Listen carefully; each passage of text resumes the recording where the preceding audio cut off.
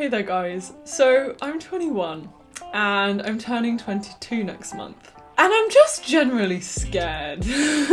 I feel like this is the weirdest age for two reasons. Number one, everyone tells you that this is the best time of your life. Like, oh, I wish I was 21 again. Oh, to be 21 and free and have no responsibility and to be at university and living my life. And yet number two, because you're hyper aware that literally every single decision you make right now, whether it's educationally, career-wise, friendship-wise, relationship-wise, like everything matters. Like what you study, what you're choosing to do with your time matters, because all of this is carving your career for the rest of your 20s and 30s and all of it. And then throw in the fact that there was a whole pandemic and, you know, they kind of stole away some of the prime years of our life and we were kind of robbed of the ability to socialise for so long. And so it's just kind of unsurprising that this is the age of an existential crisis. And I haven't even graduated yet. Still awaiting that existential crisis. Last year, I decided to read a book called The Defining Decade. It's a book which is all about your 20s and it was written by an incredible clinical psychologist called Meg Jay. She spent her whole career interviewing people predominantly in their 30s and 40s about how to take charge of their life, to deal with issues in their life. And what she tended to find was that a lot of the issues people were having in their 30s and 40s stemmed from decisions made when they were in their 20s. She realised that even though everyone's life path is different, there are kind of these universal pieces of advice that she wishes everyone in their 20s would hear and take into mind when carving their 20s. So I read this book and I have some takeaways and they're affecting how I view my 20s and how I'm living my life. So yeah, no matter what age you are, I hope you can find a little tidbit of advice in this video. At the end, I'm also going to do my thoughts and critiques on the book because I think it also just puts a lot of pressure on 20-year-olds, and we have enough pressure as it is. Okay, so the book is split into work, love, and body and mind. The first section, work, I'm going to talk about some of my takeaways. Something I found really interesting was the idea of weak ties. In our lives, you can almost imagine yourself as having a network of concentric circles of people. If you're in the middle, you have your close friends surrounding you. Then after that, you have maybe friends of friends, people you see on maybe a weekly basis who still impact your life but aren't the closest people. And then as you progressively go outwards, you have people whose name you know, who maybe you sat in class with, but you don't really know them too well. And then eventually you have their friends, and like as you go on and on and on, there are people who you're slightly connected to, but you don't really have a deep connection with. And she talks about how, especially in your 20s, you're very prone to sticking with the close people that you manage to find. You're lucky enough, you found some people who have similar mindsets, values, approaches to the world, and you're likely to stay there in this kind of echo chamber of the friendships that you have. But the thing is, in terms of career development, there's so much research that people can get incredible jobs through exploiting the weak ties that they have, not just like the close friends, but that random person on LinkedIn who's like a third connection who worked at a company that one of your friends worked at. Through reaching out to a professor at your university who's never taught you, but you have that weak tie because you have that connection with the same institution. These people who are still a part of your life, but just you don't really connect to them as close friends, they're the ones with new opportunities, new ways of seeing the world. And in your 20s, she really recommends like broadening your horizon, just speaking to as many of these weak ties as possible to see what kind of opportunities there are, to see where your skill sets might align. And I think this is something I've really been taking on board in the last year and a half of university. For example, I went to a networking event in first year and sort of became friends with this guy who I really admired, had a really cool career, and I had check-in calls with him every like 6 months. And then I found out he knew a girl who did a project I was interested in. So then I had a call with her, and she was connected to an author that I was interested in while I was writing my book, so I connected with the author, and then he kind of became a bit of a mentor for me while I was writing my book. But I didn't know him at first, and it was like the weakest of possible ties in order to get to him. So I think just having that mindset of I'm open to meeting new people, I'm open to exploring the opportunities that could be there. Number two in the work life is sense of identity and something she calls identity capital. This is the time of our lives where we're just, I don't know, I feel like I'm fumbling around in terms of trying to work out who I am. It's such a big priority in my life to like, I don't know, self-reflect and introspect and learn about myself. And a huge question with career is how can you really know what kind of career or what kind of job would fulfill you if you don't really know yourself, if you don't know what makes you happy, if you don't know the kind of activities you enjoy, if you don't know the kind of people you want to be around, how will you know how to carve your career? So yeah, she just recommends building this idea of who you are and how you relate to others through putting yourself in new situations, through declaring your interests publicly, for example, writing articles about things you find interesting. Like you can go on Medium or LinkedIn and just reflect, like write articles, and all of a sudden you're starting to build up this capital, this value online and to other people of your identity. Like who are you, what are you interested in, and you're really putting that out there so that opportunities can come your way. Also, she points out something which is so true, and that is neuroplasticity is way higher in your 20s than when you're 40.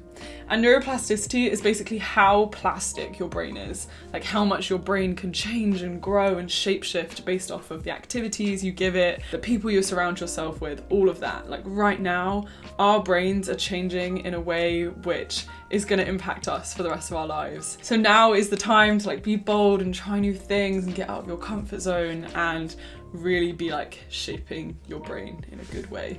And then finally in the career section, she talks about being really realistic and really honest with the kind of work you want to do. Firstly, on the point of realism, there's this thing called the paradox of choice, which is, you know, when you graduate from university, you're looking at the world like, damn, there are 100 million options of jobs that I can do, and you feel so crippled by all the options that you just choose nothing. Like that's the paradox of choice. There are so many choices that you end up doing nothing. So firstly, being realistic with the skill set you have, with where you live, with the kind of money you need, like just create that subset of options for yourself so that already it becomes easier to choose. And then secondly, on the idea of like finding your goals, pursuing what you're actually interested in. So much of what's going to make you happy in your 30s and 40s is pursuing something that genuinely makes you excited. If you're studying medicine and you're like, oh my god, I don't want to be a doctor, but like my family are making me do it, all my friends think I'm going to be a doctor. Like now is as good a time as any to be like, you know what, I'm really grateful that I studied that, but I'm now going to pivot and pursue what excites me and like get my foot in the door of a new career. And again, this has been a huge theme for me the last year because so many of my friends have applied for crazy internships in amazing corporate jobs in San Francisco or New York, and one of my best friends is working for Uber next summer, and one of my friends is going into finance and stuff, which I don't know, I was just trained on paper to be like, that's cool. But I realised I just don't think it's for me. I don't think sitting in the corporate office of a huge corporation is gonna make me feel fulfilled. And I want to work hard, I want to do cool things, but not in that realm. So yeah, just like being honest with myself and being realistic and saying, cool, then what are my other options? Okay, now way more interesting, we're talking about love. The second part of the book is love. Meg Jay says that you should be just as intentional with love as you are with work. And amen, I love that mindset. Love and relationships impacts our life so much. You can't pick your existing family, but you can pick your new family. Like you can choose a partner, you can choose a future life through who you end up loving. Like you can build a new family unit. And this section really spoke to me because when I was a teenager, I was so obsessed with working hard and hustling and getting the best grades and like career development and like all this stuff. I was so driven, and I'm so grateful I was because, you know, it shapes where I am right now, but I really didn't value relationships nearly as much. It was like I thought all my happiness would be because of these grades. And I just realized for my 20s that I need to learn how to love. I need to learn how to have a good, healthy relationship. I need to learn like what past traumas in my life might affect me in close relationships and learn how to mitigate that and like develop my personality in a way where I can cultivate these good, stable relationships. Similar with friendships, like understanding truly who I want in my life, like, you know, who I can just get on with versus who is going to be there for me when times get hard, like what kind of personality traits I need the people around me to have for me to be a happy person. And she also talks a lot about the idea of dating down and how your perceived sexual value is based off of your past experiences, your past relationships, times you've been hurt, times you don't value yourself. And this is why you might settle for someone who you just know, gut feeling deep down, is not really right for you. Like, yes, they might be attractive. Yes, they're convenient. They're in your life. Like, you went to the same uni. I don't know.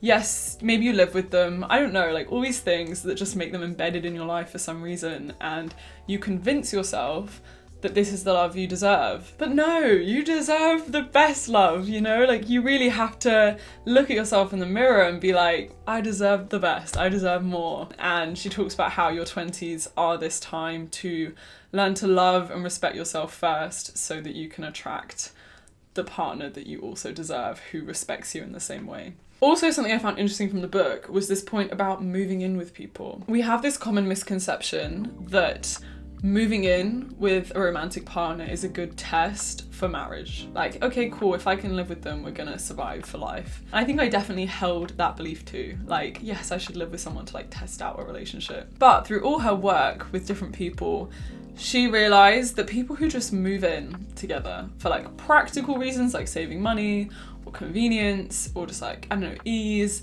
are the relationships that are more likely to slip into marriage, to just do it because it's convenient because the partner's there, and to end in divorce. Like, if you move in too early with someone, you're more likely to break up with them later. And she talks about how moving in with someone should be a really big decision that is mutually beneficial. Like, you have decided that it's going to be good for both of you as individuals and for the relationship to live together, and it should be like a big discussion and all of that stuff rather than just let's save money, let's move in together. Yeah, so that's just like food for thought. She also went on to make some other points about like body physiology and like having kids and timelines and all this other stuff, but I think the main message I take away from the book is be intentional in your 20s. Be intentional with everything. Be intentional with love.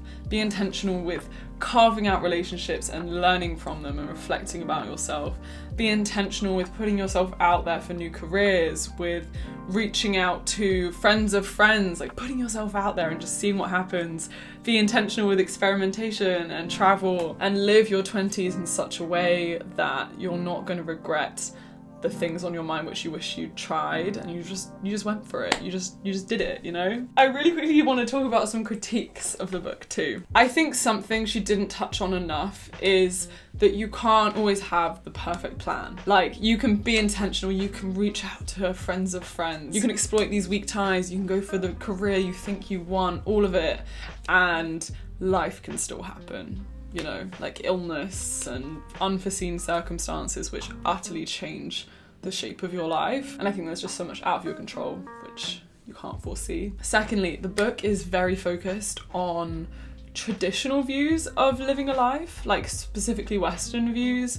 So for example, like an assumption that you're going to marry someone, an assumption that you'll probably have kids, this kind of like capitalistic obsession with career growth and getting as much money as possible. But like, what if you don't want to get married? What if you don't want to have kids? What if your dream really is nothing to do with making the most money that you can, and it really is about serving others or creating the most meaningful art? Like, I know her advice is tailored to a mainstream audience based off of her experiences with people, but yeah, I think people do have different values, and that's amazing. Thirdly, I think the book is so depressingly written if you're 30 or 40 or older than 20, because it's sort of said in a way where like, if you wasted your 20s, like, good luck. Like, you've got no hope now.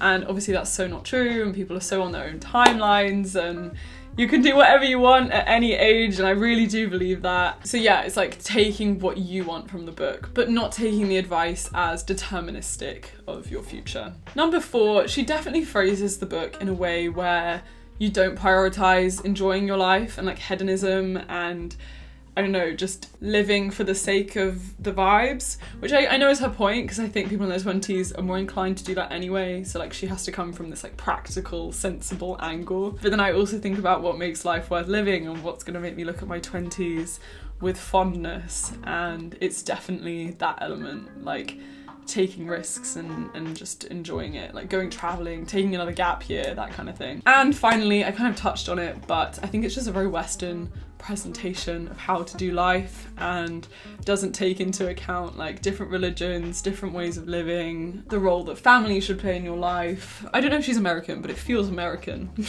So yeah, in conclusion, how am I living my 20s? I am gonna live my life with intention. I'm setting up the habits now that I want to have to make me a happier person in life. I am not gonna shy away from falling in love, from having my heart broken, from investing in friendships, from trying new jobs, from taking risks, trying new careers, doing things which make me feel anxious just to expand my comfort zone, like public speaking, things like that. I'm gonna spread myself widely across my network and probably not move in with a romantic partner too soon unless it's serious. I guess that those are like the takeaways. But yeah, if you are in your 20s or you're past your 20s, I'm just so intrigued to hear your thoughts on this decade of life. Age and time, they're also constructs, right? Like biologically for humans, yeah, I guess they matter. Societally, yeah, I guess they matter. But at the same time, I don't know, I just look at myself a few years ago and how much I've evolved and changed in ways which aren't just linked to my age, but more through like the experiences that I've had. And I believe that you can change your life at any time.